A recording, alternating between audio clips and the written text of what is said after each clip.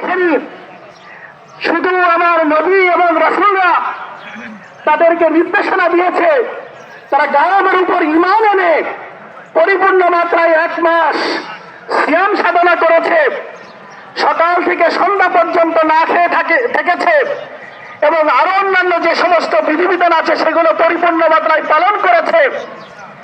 তাই যদি হয়ে থাকে যে একজন শ্রমিক তার নির্দেশনা মোতাবেক কাজ করার কারণে পরিপূর্ণ মাত্রায় পারিশ্রমিকের উপযুক্ত হয়, তাহলে তোমরা সাক্ষী থাকো আমি রব্বুল আলামিন আজকে আমার এই বান্দাদেরকে 1 মাস সিয়াম সাধনা যারা করেছে, আমার নির্দেশনা মোতাবেক তারাবি পড়েছে, সাহরি খেয়েছে, ইফতারি করেছে এবং কোরআন তেলাওয়াত করেছে, জিকির আজকার করেছে, আমার নির্দেশনার বাহিরে যায় নাই, তোমরা সাক্ষী থাকো আমি রব্বুল আলামিন আজকে এই ক্ষমার দিনে, মাগফিরাতের দিনে তাদেরকে পরিপূর্ণ মাত্রায় কি করে দিলাম, ক্ষমা করে দিলাম।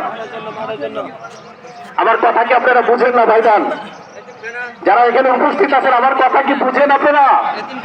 যদি বুঝেন তাহলে এই যে ক্ষমার ঘোষণাটা যে দিল আল্লাহ তাআলা, এই ক্ষমার ঘোষণা শোনার পরে আমাদের দিলের মধ্যে তো একটা খুশি হওয়ার দরকার ছিল, সমস্যার সবাই বড় দরকার ছিল সুবহানাল্লাহ। ভাই আজকে মাগফিরাতের দিন, আজকে ক্ষমার দিন। কার জন্য ক্ষমার দিন, মাগফিরাতের দিন? বলে আজকে ক্ষমার দিন, মাগফিরাতের দিন হলো যারা সারা মাস রমজানুল মুবারকের রোজা রেখেছে, সিয়াম সাধনা পরিপূর্ণ মাত্রায় পালন করেছে, তাদের জন্য আজকে মাগফিরাতের দিন, পরিপূর্ণ মাত্রায় জাযার দিন।